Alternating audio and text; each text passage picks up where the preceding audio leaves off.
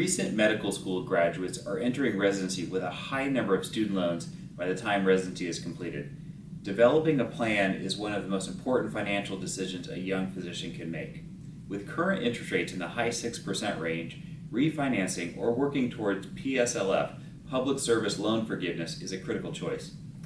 The less earning potential and greater loan balance, the more attractive PSLF is. For those with an interest in working in a qualifying institution, starting early and documenting correctly is essential. Each year, the employment certification form should be completed and signed by your employer. Payment should be made on one of the income-driven repayment plans during residency to work towards the 120 months required. The most common income-driven repayment plans are Repay and Payee, and family financials will dictate which one is more appropriate.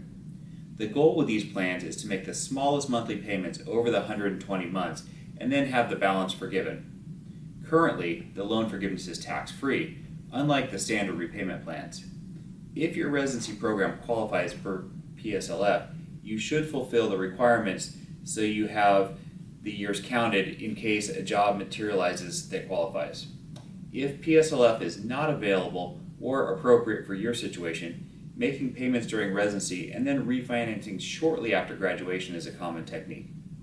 During residency, student loan interest may be deductible up to $2,500 and can decrease your capitalized interest. After residency, we typically see refinance terms of 5, 7, or 10 years. If choosing a shorter term, the payment will be higher, and if purchasing a house is a short-term goal, this could negatively affect your ability to qualify for a mortgage. The recommended order is to save an adequate down payment, purchase a home, and then focus on repaying student loans.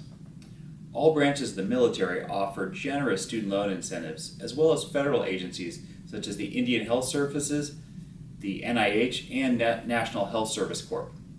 Individual states, including California, may also offer incentives for working in underserved communities.